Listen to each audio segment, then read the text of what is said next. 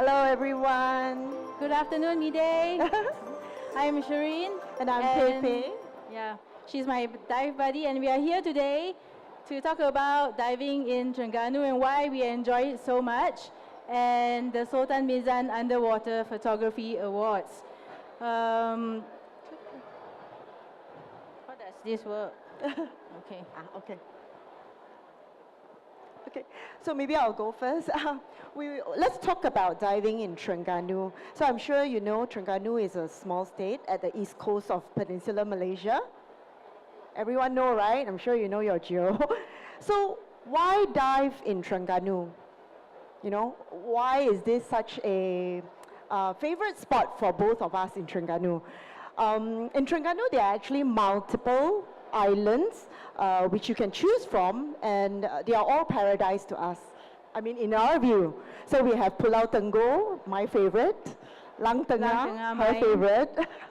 Then we have Redang and Perhentian, and just to name a few. They also have white sandy beaches and crystal clear waters, warm waters. And I think the amazing dive sites that we are able to find in Redang, Perhentian, because there are a lot of wrecks there. Yeah. And also in Pulau Kapas, there's a dive site that is below 40 meters with a very important wreck as well. Yeah. So besides all the beautiful, rich marine life, we have wrecks, we have unique rock formations, we have flourishing reefs as well. So whether you're on a budget or whether you have a little extra to splurge around, you always have the right resorts in Terengganu to choose from. Exactly. Which comes to the next thing, because most people will think that, oh, I need to go to other parts of the world to shoot certain things, like macro, you have Lembeh, you have Tulamben. But I want to share with you some photos that some of our friends have provided us, so that you know that in places in Terengganu like Tenggol, even in Redang Perhentian, if you look hard enough, and if your dive masters have got very good eyesight, you will be able to find certain critters that you can choose to shoot macro with, yeah? Okay, this is, Pei, what is this? Flambalina, nudie branch. We should maybe ask the photographer, right? Okay, and this is the Pikachu nudie, and that's shot by our friend Steve. And this is also a nudie, but what's interesting about this photo is that it's very pastel. I think the photographer is here sitting right in front. His name is Jijun. And this is a batwing slug. Yeah. And this is also, you can also find this subject in places like Tenggol. Yeah. So Terengganu has a lot of critters. If you look hard enough, they are easy to actually photograph. Okay. Not to mention blennies. If you like cute little fishes like this, there's blennies as well. More blennies. Okay, you'd be surprised to find that, you have even tiny cuttlefish. Cuttlefish. Yeah. So this one Pepe actually came across by chance, right, Pe? Yes, it was actually spotted by my dive buddy, having a hard time trying to chase after this fella. So pestering is good. Pester till you get the right shot. I think he's probably annoyed with me, so he stopped moving around. Okay, and of course, our waters have a lot of very beautiful clownfish. This one requires a lot of patience to actually shoot, but if you are patient enough and if you wait your time, bide your time, you'll be able to get the shot that you actually want, okay? Albert, okay. This is a hairy shrimp or a really tiny one? Where's Albert? Okay, but anyway, you'll be surprised that you can also find critters like this in the waters of Terengganu. You don't need to go too far away like Indonesia or where else to be able to find amazing critters like this. Not easy to shoot because it's the size of a grain of sand, but it's there. Shit, how to go back? Okay, and this is, does anyone know what this is? Yes, okay. And it's amazing that you're able to actually find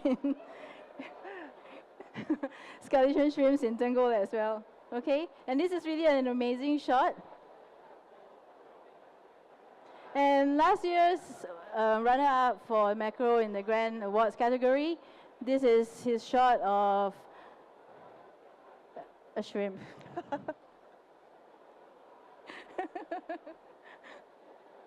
Okay, but anyway, I want to tell you that basically in Terengganu, you are able to basically find enough subjects for macro photography if you are thinking of joining the Sultan Mizan Underwater Photography Awards.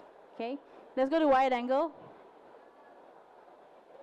Okay, as you know, Redang is famous for its turtles, and there's lots of opportunities for you to shoot these wonderful creatures.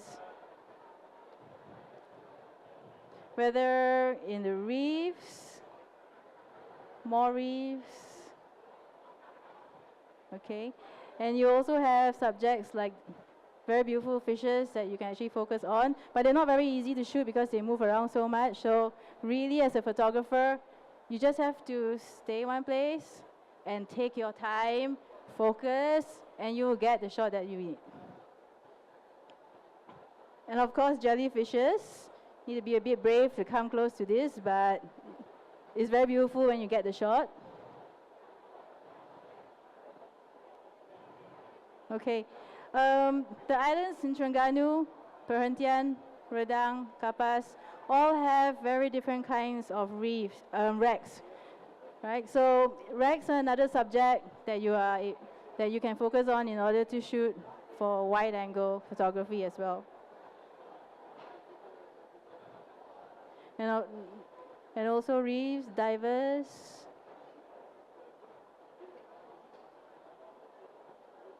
Okay, I'm not sure whether you recognize the diver, but he's Guan Liang from Tenggol Coral. He's also a very good spotter, by the way. Okay, this is in Bidong, shot by David. Okay, the sharks in this picture is not actually very big. These are actually baby sharks that are only about this long. I took this under the jetty at Summer Bay Lang Tengah. It might look like there's a lot of huge sharks, but no, this is actually baby sharks feeding on sardines. Okay.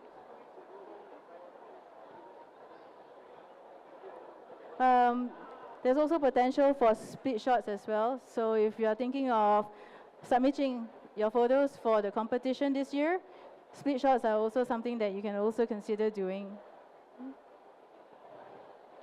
Like I said, that the sharks are not very big at the jetty. So how you basically try to position the picture will give you an image that might just wow some people. I actually like this shot a lot. Okay. I think before we go into that, we just want to summarize and say the best part about diving in Terengganu is it's very easy, accessible. You can drive there, or it's even a short flight from KL only. Driving there, you don't have to waste one additional day for your pre-flight surface interval, which is great. So, yep, let's go into the awards category. Okay. The Sultan Mizan Underwater Photography Awards was started last year. Last year was the first inaugural competition. Okay. So this is the second year of the competition, and some competition details for your information, which you can check out later at the tourism booth of Terengganu. So the competition is open to all photographers, whether you're an amateur, semi-pro, or professional individuals as well. Photos must be captured in the waters of Terengganu, and it must be between 1st of January to 30th of November. So the last submission date is 30th of November this year. So very important, entry is without a fee. So no entry fees, and you can submit up to 2 photos on the selected categories, which Shereen will run through with us later. Another important thing to note is you need to obtain the dive center or DM signature with accompanying receipt as proof of stay in Terengganu. Last year, basically, you needed proof of stay in Terengganu, but this year the rules have been relaxed a little bit. So if you're doing a day trip with any of the dive centers in Terengganu, that will also suffice. Yep. Okay. Yeah, So for more details, you can always go to their website, sultanmizanphotography.com. Yeah, or you can check out the Terengganu booth. There are a lot of the winners' picture from last year. So check out and how they take photos. You know, you can learn a little bit or two. The booth's located basically at A14 to A19. It's just over at that end, yeah? So for more information, you can always ask them. Okay. Now, which category and how many photos can I actually submit? There are actually 2 categories under the Sultan Mizan Underwater Photography Awards. You have basically the Grand Awards category and the Ocean Spirits category. Now, the Grand Awards category is for serious hobbyists, skilled photographers with DSLR, mirrorless, interchangeable lens camera, or anybody who has a camera in that category. Okay? You can basically submit 2 photos per contestant, whether it's 2 wide-angle photos, 2 macro photos, or 1 of each. Okay? And likewise, for the Ocean Spirit Awards category, there are also a maximum of 2 photos per contestant. You can do, again, wide-angle 1 photo, macro 1 photo, or both in either category. Okay? Now, GoPro still pictures will fall within the Ocean Spirits Awards category. So you don't need compact cameras alone. GoPro photos will also fall within this category. And this year, they've added another new category, which is short videos. Okay? Now, the videos need to be 3 minutes in length, right? And 50% of the videos need to be shot underwater. So this year, for the awards, there's a new category that's added for people who want to submit videos. Okay. So for any additional information about SMUDA and to see all the photos of the winners presented last year, their booth is A14 to A19. Okay, the ladies there are more than happy to assist. Okay, what Pepe and I are going to do now is to share our experience shooting for this particular competition. As a hobby for me, I tend to just shoot everything I see, and that's from the very beginning when I first had my compact camera. And then after a while, I realized that, oh no, I don't have much space to store my photographs, so I think I should really shoot selectively. Now, when you're shooting for a competition, I think it's important to actually prepare for your shot, okay? To have a think about what kind of shot you actually want to produce, right? So I'm going to tell you a little bit of how I came up with the shot that I won. It came in second in the Grand Awards category.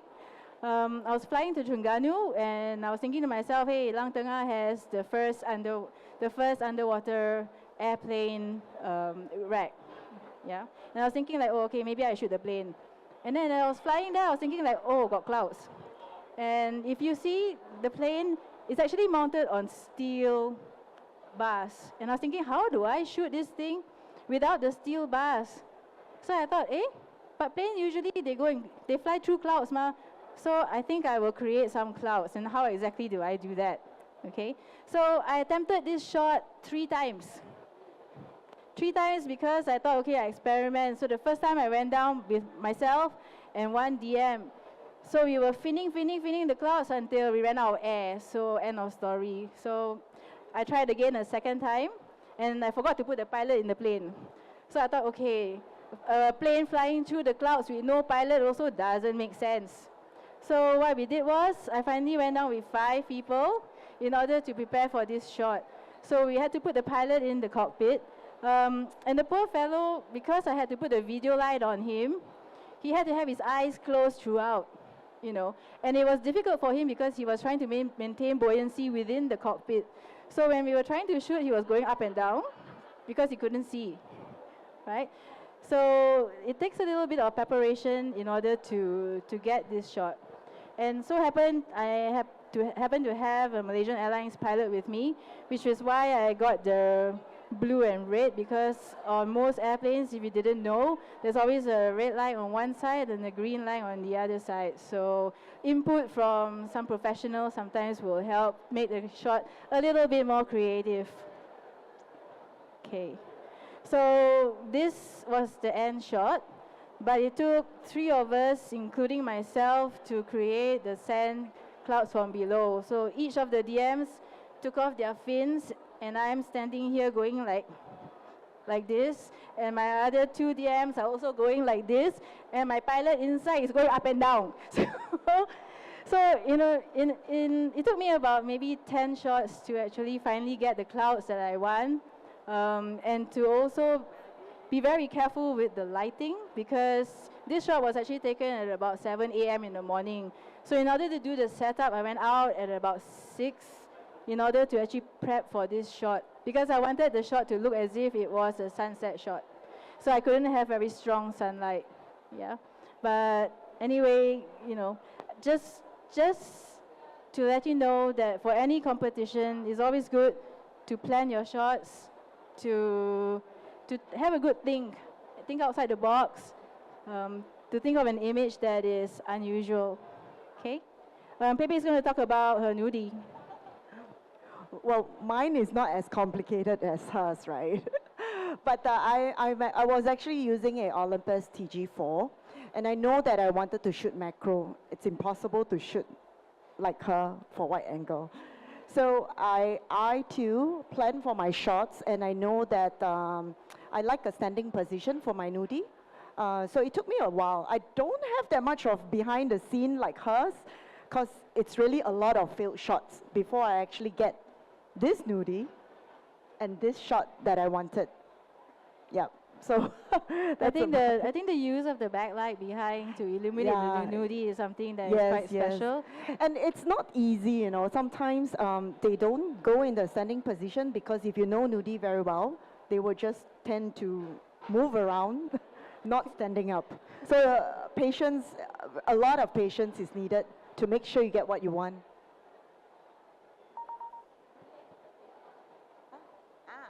Okay, so anyway, on behalf of the Terengganu Tourism, I really hope and we look forward to seeing your submissions for 2024.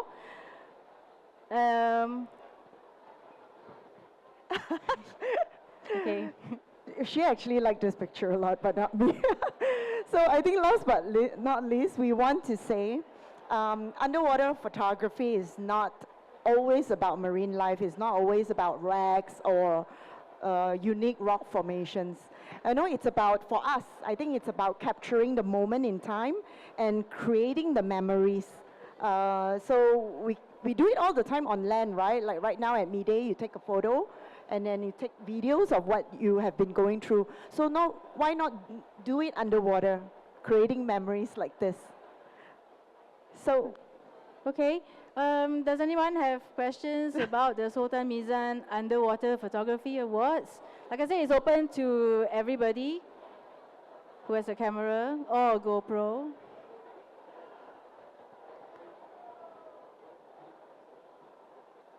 Okay, if not, Pepe and I really thank you for your attention, and we really look forward to seeing you in the waters in Terengganu soon, yeah? Thank you. Thank you.